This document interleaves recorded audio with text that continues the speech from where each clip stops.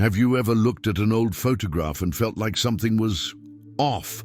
In 1910, a simple family portrait captured something that defied explanation. A mother combing her son's hair, a routine moment frozen in time. Except the boy's shadow wasn't standing still.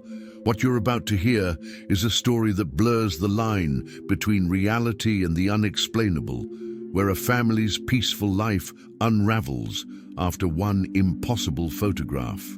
If you're enjoying this kind of content, don't forget to leave a like. It really helps the channel grow. The autumn of 1910 brought a crispness to Millbrook, Massachusetts that seemed to settle into every corner of the town. Margaret Ashford stood in her parlor, running a fine-toothed comb through her son Thomas's dark hair. The boy was 7 years old, with curious brown eyes that never seemed to stay focused on one thing for long. Today, however, she needed him to be still. "Just a few more minutes, Tommy," she said softly, adjusting the collar of his Sunday shirt. The white fabric was freshly pressed, and she'd polished his small leather shoes until they gleamed. "Mr. Blackwood will be here any moment." Thomas fidgeted on the wooden chair, his legs swinging beneath him. "Why do we need another photograph, Mama? We already have one from last year." Margaret smiled, though there was a sadness in it that she tried to hide. Her husband, William, had been gone for 3 months now, taken by pneumonia in the harsh winter of early 1910. This photograph would be just the two of them, a new beginning, a way to mark their life moving forward. But she couldn't explain all that to a 7-year-old. "Because I want to remember this moment," she said simply. "You, exactly as you are right now." A knock at the door interrupted them. Margaret smoothed her own dark dress and went to answer it. Mr. Elias Blackwood stood on the porch, a tall, thin man with wire-rimmed spectacles and hands perpetually stained with developing chemicals. He carried his camera equipment in a large wooden case, his expression as serious as always. "Mrs. Ashford," he greeted with a slight bow. "Shall we begin?" The parlor had been prepared for this moment. Margaret had arranged 2 chairs near the window where the afternoon light fell in soft golden streams. She'd chosen this time deliberately. Mr. Blackwood had explained that the light at 3 o'clock was ideal for indoor photography, bright enough to capture detail, but not so harsh as to create unflattering shadows. Or so they thought. Mr. Blackwood set up his equipment with practiced precision. The camera was a massive thing, a wooden box mounted on a tripod, with a black cloth that he would drape over his head to peer through the lens. The process was slow, methodical. He adjusted the angle 3 times, moved the chairs twice, and spent several minutes fussing with the aperture. "The light is good," he muttered to himself. "Very good. Now, Mrs. Ashford, if you could stand behind young Thomas, place your hands on his shoulders. Yes, just like that. And Thomas, please look directly at the camera. No smiling necessary, just be natural." Margaret positioned herself as instructed, feeling Thomas tense slightly under her touch. She squeezed his shoulders reassuringly. Through the window, she could see the maple tree in their yard, its leaves turning brilliant shades of red and gold. A few had already fallen, scattered across the grass like copper coins. "Hold very still," Mr. Blackwood said, his voice muffled by the black cloth. "This will take about 30 seconds. Don't move, don't breathe too heavily. Perfect stillness." Margaret heard the click of the shutter opening. She focused on keeping her hands steady, on not blinking. Thomas, bless him, remained remarkably still. She could feel the warmth of the sunlight on her left side, see the dust motes dancing in the beam that cut across the room. Everything seemed suspended in that moment. The ticking of the grandfather clock in the corner, the distant sound of a horse cart passing on the street outside. Even her own heartbeat seemed to slow. Then the shutter clicked shut. "Excellent," Mr. Blackwood said, emerging from beneath the cloth. "That should do nicely. I'll have the photograph ready for you in 3 days." Margaret relaxed, releasing Thomas, who immediately jumped from the chair and ran to look out the window. She paid Mr. Blackwood his fee, $2, a significant expense but worth it, and watched him pack his equipment. He paused at the door, adjusting his spectacles. "I must say, Mrs. Ashford, you have a fine boy there. The camera captures character, you know. Some people, they look empty in photographs, but Thomas, there's something remarkable in his eyes." It was an odd comment, but Margaret simply smiled and thanked him. 3 days later, on a Thursday afternoon, Mr. Blackwood returned with the photograph mounted on thick cardstock. Margaret invited him in, eager to see the result. She'd been imagining how it would look. Perhaps she'd frame it and place it on the mantel, replacing the wedding photograph that now seemed to mock her with its display of happiness that no longer existed. Mr. Blackwood seemed hesitant as he handed her the photograph. "I must confess, Mrs. Ashford, there was something unusual during the developing process, a peculiarity in the shadows. I thought perhaps it was a flaw in the plate, but..." Margaret looked down at the image and felt her breath catch. The photograph was sharp, beautifully composed. She could see every detail, the texture of Thomas's hair, the lace collar of her dress, even the grain of the wooden chair. But there, on the floor beside Thomas, was his shadow, and it was wrong. If you're enjoying this story so far, leave a like and subscribe to the channel. It really helps. In the photograph, Thomas was looking straight ahead at the camera, his posture upright. But his shadow appeared to be turning, as if the boy it belonged to was looking back over his shoulder toward Margaret. The angle was impossible. Shadows didn't work that way. They mimicked their source exactly.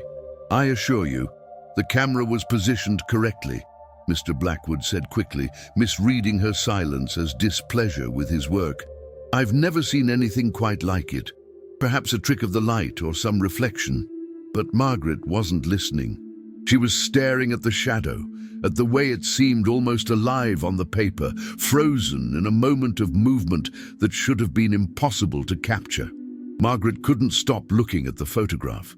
She'd placed it on the mantel as planned, but instead of glancing at it fondly throughout the day, she found herself drawn to it constantly, studying it, trying to understand what she was seeing. In the rational light of morning, she told herself it must be exactly what Mr.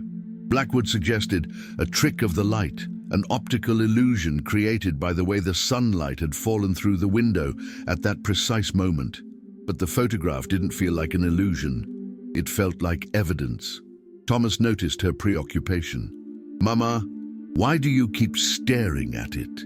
he asked one morning at breakfast. "Don't you like how we look?" "Of course I do, darling," she said, forcing herself to focus on his face instead of the image in the other room. "It's a beautiful photograph. Then why do you look worried when you see it?" Children were too perceptive. Margaret smiled and changed the subject, asking about his lessons with Mrs. Henderson, the widow who tutored several children in the neighborhood.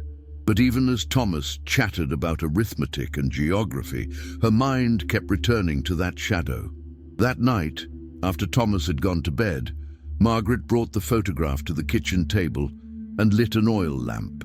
She positioned it directly above the image, studying every detail. The shadow definitely appeared to be twisted, angled in a way that didn't match Thomas's body. She could see what looked like the silhouette of a head turned to the side, and was that an arm? Reaching out toward where she stood in the photograph, no.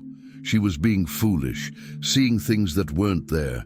But the more she looked, the more convinced she became that the shadow had a posture entirely independent from the boy who cast it. Margaret considered showing the photograph to her sister, Ruth, who lived 2 streets away. Ruth was practical, level-headed, the kind of person who could explain away fears with common sense. But something held her back. Perhaps it was pride, the fear that Ruth would think she was losing her mind in her grief over William. Or perhaps it was something else, a superstitious dread that speaking about this strangeness would somehow make it more real. 3 days after receiving the photograph, Margaret woke in the middle of the night to the sound of Thomas crying. She hurried to his room, her nightgown trailing behind her. Thomas was sitting up in bed, his face pale in the moonlight that streamed through the window. Tears streaked his cheeks. "Sweetheart, what's wrong?" She sat on the edge of his bed and pulled him into her arms. "I had a bad dream," he whispered against her shoulder. "There was someone in my room, watching me." Margaret's heart clenched. "It was just a nightmare, Tommy. There's no one here but us." "But I saw him, Mama. He was standing right there." Thomas pointed to the corner of the room near the wardrobe. "He looked like me, but wrong. Like when you see yourself in a dark window and it doesn't quite look right." A chill ran down Margaret's spine. "What did he do?" "Nothing. He just watched. And then when I screamed, he was gone." Margaret held her son tighter, making soothing sounds, telling him it was just a dream. The dreams couldn't hurt him. But her eyes kept darting to the corner Thomas had indicated, half expecting to see something there in the shadows. She stayed with him until he fell back asleep, then returned to her own room. But she didn't sleep. She lay awake, listening to the house settling, the wind moving through the maple tree outside, the distant barking of a dog somewhere in the neighborhood. The next morning she noticed something that made her blood run cold. The photograph on the mantel had fallen, or rather, it had been moved. It now lay face down on the floor in front of the fireplace, several feet from where she'd placed it. Margaret picked it up with trembling hands, checking to see if the glass had cracked. It hadn't. But as she looked at the image again, she felt a wave of dizziness. The shadow looked different. She must be imagining it. Photographs didn't change. But the shadow that had seemed to be turning yesterday now appeared to be facing fully toward where Margaret stood in the image. And there was something about the shape of it, something in the way the darkness pooled and stretched that looked almost intentional, almost deliberate. Margaret set the photograph down on the kitchen table and stepped back, her hand pressed to her mouth. "You're being hysterical," she said aloud to the empty room. "It's the same photograph. Nothing has changed." But even as she said it, she didn't believe it. That afternoon, Thomas came home from his lessons quiet and withdrawn. Margaret tried to engage him in conversation, asking about his day, but he gave only short, distracted answers. Finally, at dinner, he set down his fork and looked at her with frightened eyes. "Mama, do you ever feel like someone is following you?" Margaret's hand froze halfway to her glass. "What do you mean?" "Today, when I was walking home with Billy Henderson, I kept feeling like someone was behind us. But when I turned around, there was no one there. Just my shadow. But it looked wrong." "Wrong how?" Thomas struggled to find the words. "Like it was moving before I did, like it knew where I was going to walk before I walked there." Margaret wanted to dismiss this as childish imagination, the aftermath of a nightmare. But she couldn't, not when she'd been having her own doubts about that photograph, about shadows that didn't behave the way they should. "Tommy, I want you to tell me if anything else strange happens. Anything at all. Can you do that?" He nodded, but she could see the fear in his eyes, the same fear that was growing in her own chest, cold and heavy. That night, Margaret moved the photograph from the mantel to a drawer in her dresser, face down, covered with a handkerchief, out of sight. But she knew somehow that wouldn't be enough. Leave a comment below about what you think is happening so far. The incidents became more frequent. Margaret tried to maintain normalcy, to convince herself that the strange occurrences were simply coincidences, amplified by her grieving mind. But it became harder to deny when Thomas began to change. He'd always been an energetic child, quick to laugh and eager to play with the neighborhood children. But now he seemed subdued, constantly looking over his shoulder, flinching at shadows that moved in peripheral vision. He stopped sleeping through the night. Margaret would wake to find him standing at her bedroom door, silent and pale, waiting for permission to climb into bed with her. "The dreams again?" she would ask, and he would nod. He never described them in detail anymore. When she pressed, he would only say, "He's getting closer." 2 weeks after the photograph was taken, Margaret noticed something that made her question her own sanity. She was hanging laundry in the backyard, and Thomas was playing near the maple tree. The morning sun was bright, casting clear shadows across the grass. Thomas was throwing a ball against the trunk of the tree, catching it when it bounced back, but his shadow was throwing the ball a fraction of a second before he did. Margaret stood frozen, the wet sheet in her hands dripping onto her shoes. She watched as Thomas wound up for another throw, and his shadow's arm moved first, releasing before the real arm, as if anticipating the motion. It was subtle, barely noticeable, but it was there. "Thomas," she called, her voice tight. "Come inside, please." "But Mama, I'm playing." "Now, Thomas." Something in her tone made him comply immediately. He dropped the ball and ran to her, and Margaret herded him into the house, her heart pounding. She looked back once, seeing the shadow stretched across the grass, still and ordinary now. But she'd seen what she'd seen. That afternoon she made a decision. She would go see Father Donnelly at St. Catherine's Church. She wasn't particularly religious. William had been the one who insisted they attend services regularly, but she needed to talk to someone, anyone who might understand what was happening. She left Thomas with her sister Ruth, making up an excuse about needing to run errands, and walked the 6 blocks to the church. Father Donnelly was an elderly Irish priest with kind eyes and a patient manner. He received her in the small office adjacent to the sanctuary, offering her tea that she declined.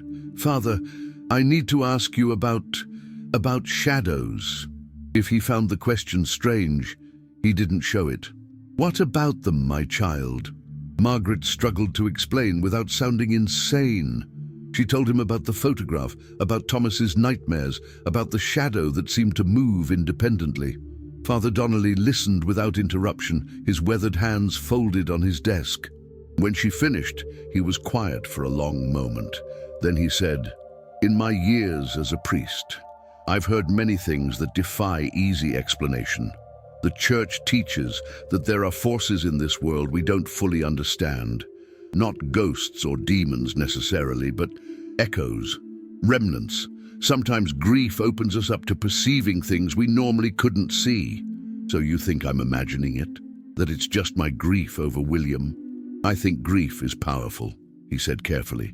"But I also think there are more things in heaven and earth than are dreamt of in our philosophy, as the bard said. Tell me, did anything unusual happen around the time the photograph was taken? Any deaths in the house? Any disturbances?" Margaret thought back. "William died in January in our bedroom. We haven't had any other—" Wait. A memory surfaced, sharp and clear. The day before the photograph, Thomas found a dead bird in the backyard. It was underneath his bedroom window. He was quite upset about it.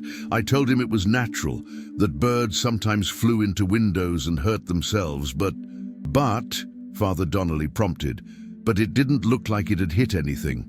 There was no mark on the window, no blood. It was just lying there perfectly intact, as if it had simply stopped living. The priest's expression grew troubled. "Mrs. Ashford, I want you to bring young Thomas to church this Sunday. We'll offer a blessing for your family. Sometimes these things, they can be addressed through prayer and faith." Margaret wanted to believe that, wanted to think a blessing would make everything normal again. But as she walked home, the autumn leaves crunching under her feet, she felt a deep certainty that whatever was happening was beyond prayer. That night, she decided to look at the photograph again. She retrieved it from the drawer where she'd hidden it, her hands trembling as she removed the handkerchief. In the lamplight of her bedroom, she studied the image one more time. The shadow had changed again. She was certain of it now, beyond any doubt. The darkness on the floor beside Thomas wasn't just turned. It looked like it was pulling away from him, stretching toward the edge of the frame as if trying to escape the photograph entirely. And there, in the deepest black of the shadow, she could swear she saw features, the suggestion of eyes, the hint of a mouth.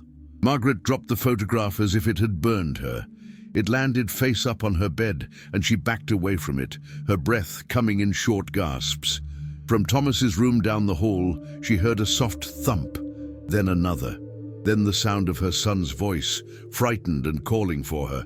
"Mama! Mama! He's here again!" She ran. Thomas was pressed against the headboard of his bed, his eyes wide and fixed on something in the corner of the room.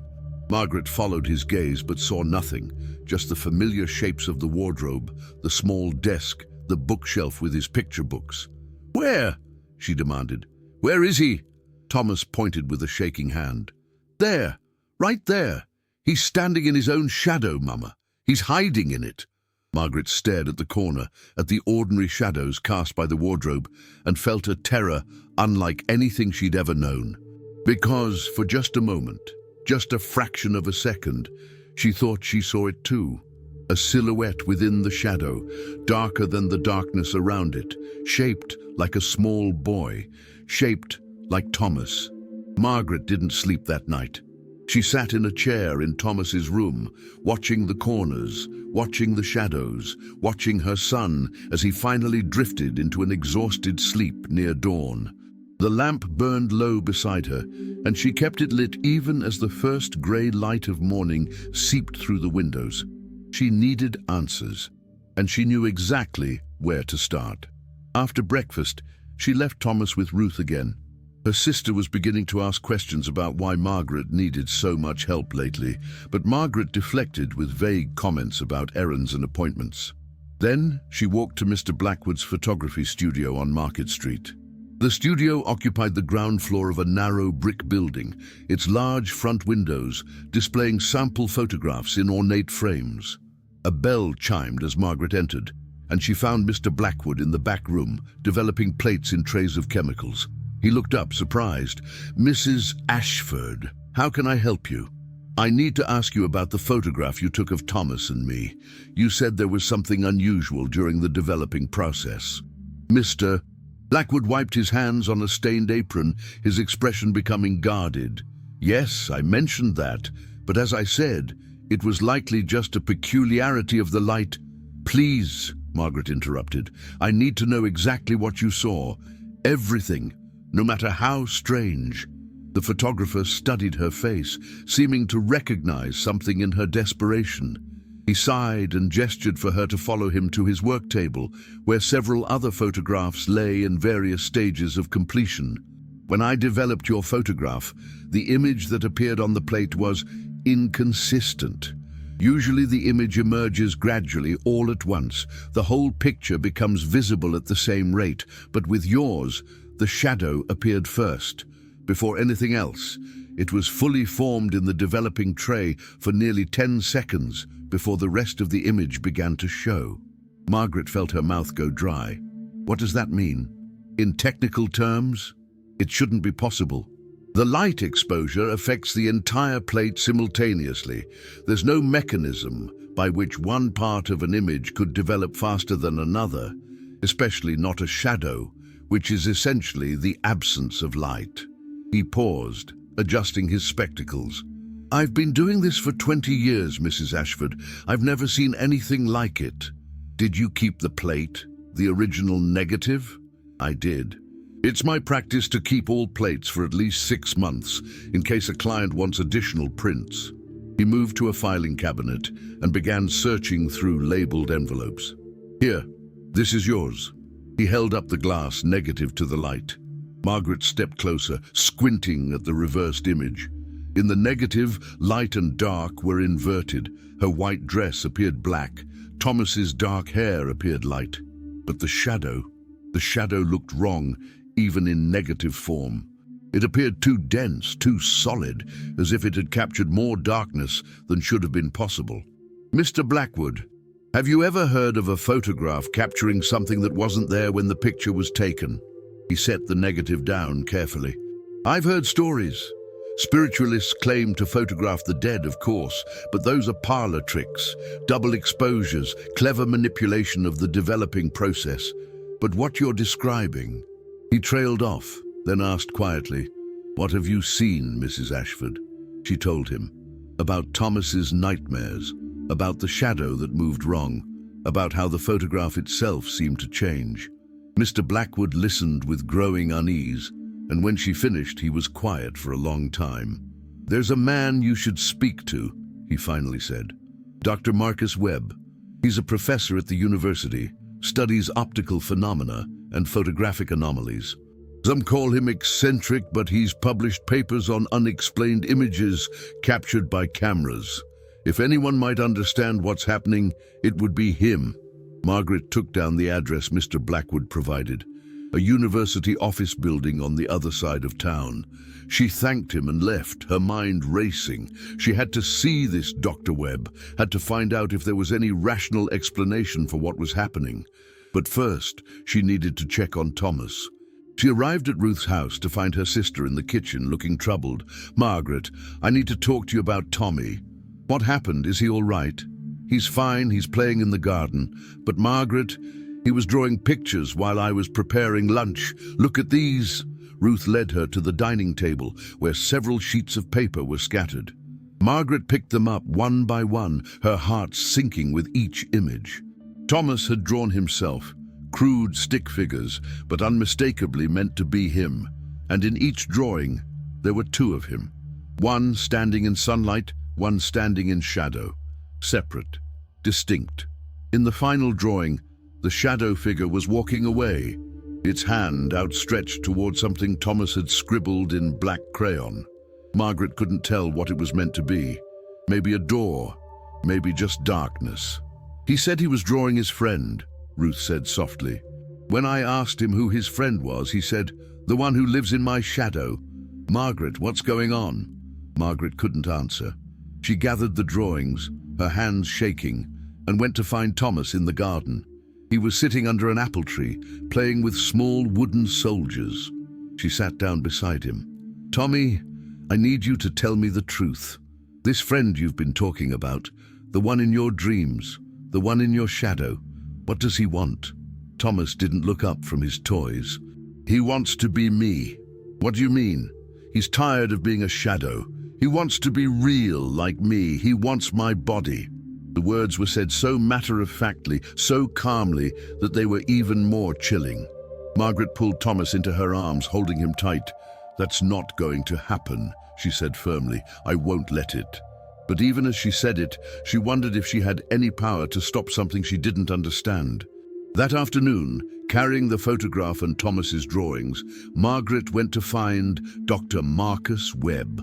Dr. Marcus Webb's office was cluttered with books, photographic equipment, and strange optical devices Margaret couldn't name. The professor himself was a man in his 50s, with wild grey hair and ink-stained fingers. He listened to Margaret's story with intense focus, occasionally asking questions, examining the photograph through various lenses and filters. "Fascinating," he murmured, more to himself than to her. "Absolutely fascinating." "Can you explain it?" Margaret asked desperately. "Can you tell me what's happening?" Dr. Webb set down his magnifying glass and looked at her seriously. "Mrs. Ashford, I can tell you what I observe, but I cannot tell you what it means. Photography is a relatively new art form, barely 70 years old. We're still discovering its properties, its capabilities. The camera sees light differently than the human eye. Sometimes it captures truths we don't want to acknowledge. What truth does this capture? The possibility that shadows are not simply the absence of light, but something more. Some researchers believe that shadows may be a form of echo, a recording of presence that persists even when the presence itself moves on. He paused, choosing his words carefully. "Your son's shadow appears to have developed a kind of independence. Whether this is a photographic anomaly, an optical illusion we don't yet understand, or something else entirely, I cannot say with certainty. But my son is in danger. This thing, whatever it is, it's trying to separate from him. He says it wants his body." Dr. Webb's expression grew grave. "There are accounts throughout history of people who feared their own shadows. In some cultures, the shadow is believed to be a person's soul, their essential self. If that's true, then what you're describing is a kind of fragmentation, a splitting of identity. How do I stop it?" "That, Mrs. Ashford, is not a question of science. If this is truly happening, if the shadow is somehow becoming autonomous, then you're dealing with something beyond the physical realm. Science can observe and document, but it cannot always intervene." Margaret felt tears of frustration burning in her eyes.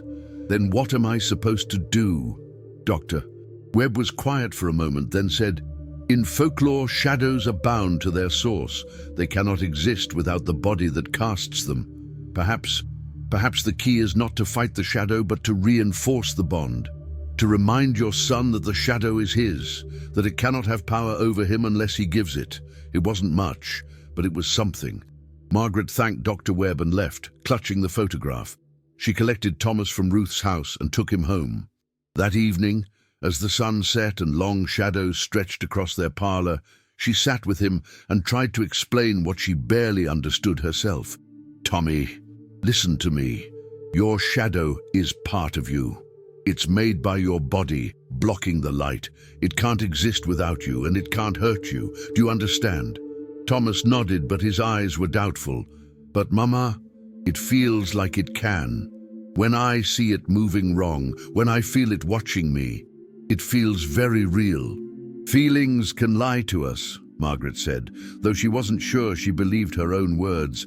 "We have to be stronger than our fears." That night, she moved Thomas's bed so it faced away from the corner he always stared at. She left a lamp burning low in his room. She even sprinkled salt along the windowsill, an old superstition her grandmother had believed in, though Margaret couldn't remember what it was supposed to prevent.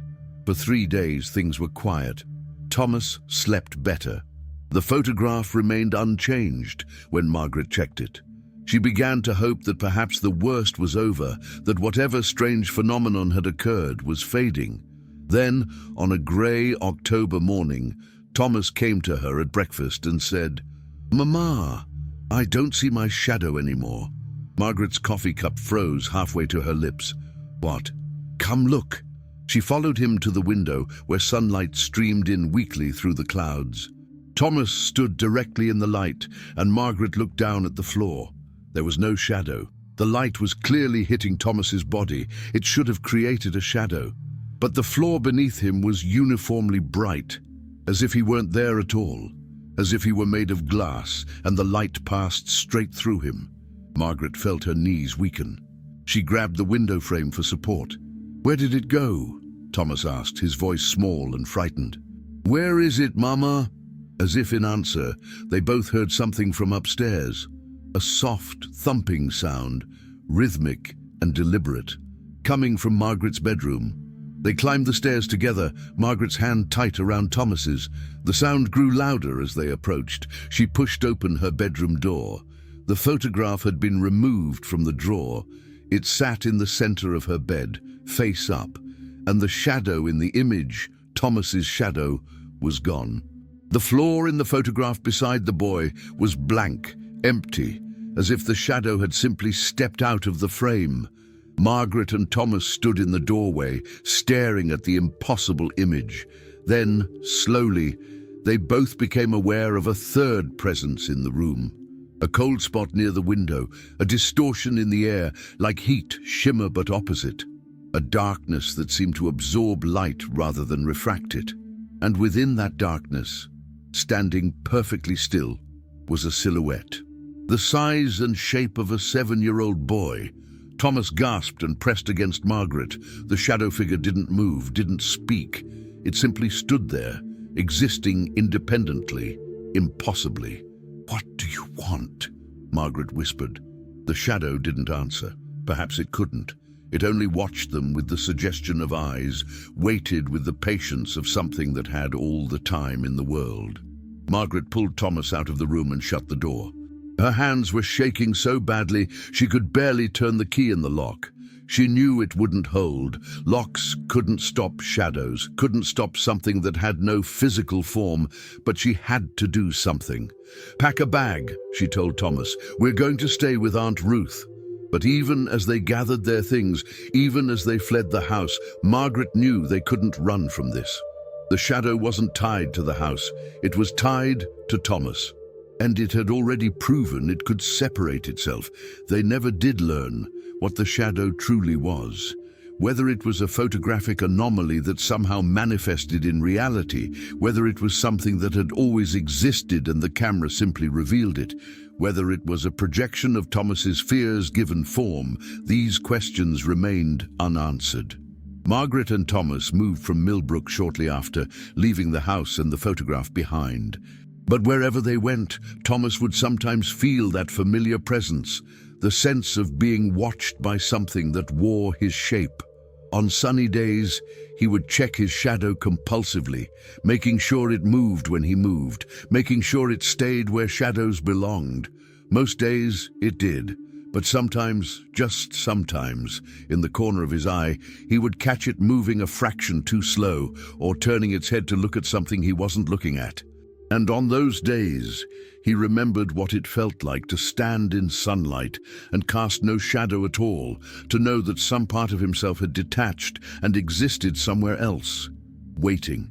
The photograph, found years later by the house's new owners, showed nothing unusual, just a woman and a boy frozen in 1910 with perfectly ordinary shadows at their feet. But those who looked closely, really looked, sometimes reported feeling unsettled by the image, as if the shadow wasn't quite right, as if it was watching them instead of simply existing on the floor. And on certain evenings, when the light hit the glass just so, they swore they could see it move. If you enjoyed this story, leave a comment below. I love hearing your thoughts and answering questions. If you haven't subscribed yet, make sure to subscribe and hit the notification bell so you don't miss the next video.